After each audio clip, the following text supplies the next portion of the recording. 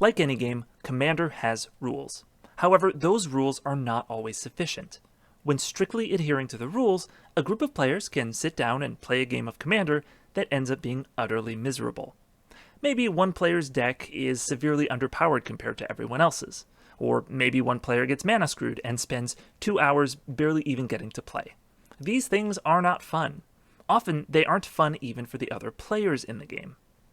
Enter Rule 0, the unwritten Commander rule that says, effectively, the players in a game of Commander can agree to alter the rules in any way they like. Now this makes sense. After all, it's just a game. It doesn't ultimately matter, so if you and everyone else participating want to make your own house rules, who cares? The goal is to enjoy the game as much as possible, and Rule 0 helps you do that. So what sorts of changes are we talking about here? I'd say the majority of Rule 0 changes tend to be for utility purposes. Things like allowing players extra free mulligans, or tutoring a land if they go too long without drawing one, or allowing proxies in lieu of expensive cards. Another common change is banning cards that tend to cause a lot of bad feelings. For example, when Khans of Tarkir came out, I built a Narset Enlightened Master deck. She just seemed awesome. I didn't realize that she was going to become one of the most universally hated commanders for being so uninteractive and powerful. I was just building a fun deck. But when I played several games against my brothers, won easily, and realized that they weren't enjoying it, I took the deck apart. Similarly, my brother Matthew removed Aura Shards from his Gave deck, and Jason removed Insurrection from his Riku deck. Now, maybe we should have just started running things that could deal with those cards, but we were pretty new to the game at the time, and we didn't know how to work around them. They just felt real bad. These would be examples of soft bannings. Nobody forced us to stop playing those cards, but we recognized that the other players weren't having fun playing against them, and chose to stop playing them ourselves. But you can also do hard bannings. Maybe your playgroup hates Annihilator cards, or extra turn spells, and you all collectively agree that nobody in the group is going to run them. Or you can unban cards. Maybe your group loves playing extremely competitively and wants the freedom to just play the most busted cards. You could either remove the ban list entirely or just cherry pick cards that you're okay playing against. And you could even take this a step further.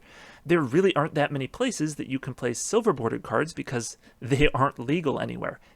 Except they were officially legal in Commander for a little bit, and that was a ton of fun. Unstable is one of my favorite Magic sets, and I'd love to be able to keep using some of those cards.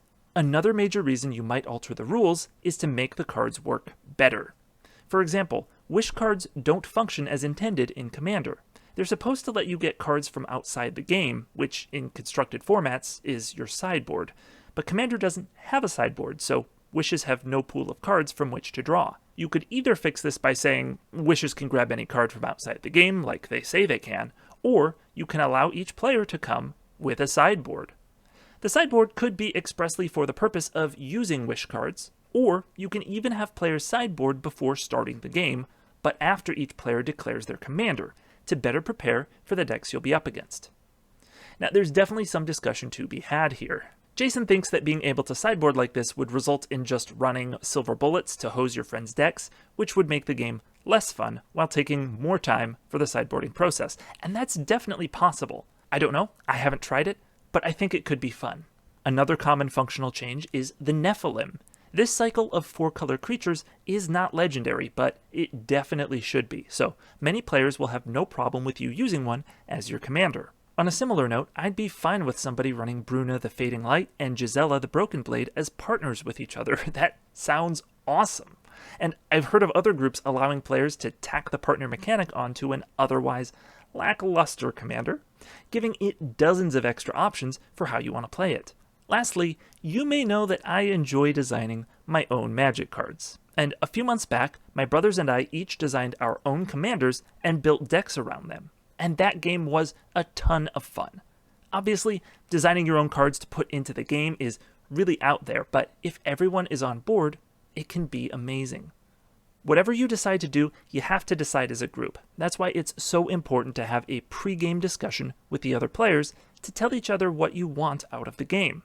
Even if you're not trying to implement a bunch of these rules, you can at least ask what power level everyone is playing at, so you're not entering a game that you're woefully unprepared for. It just keeps everyone on the same page and maximizes everyone's enjoyment. Thank you so much for watching. If you enjoyed this video, make sure to like, subscribe, and hit the bell. And tell us in the comments which house rules your playgroup uses.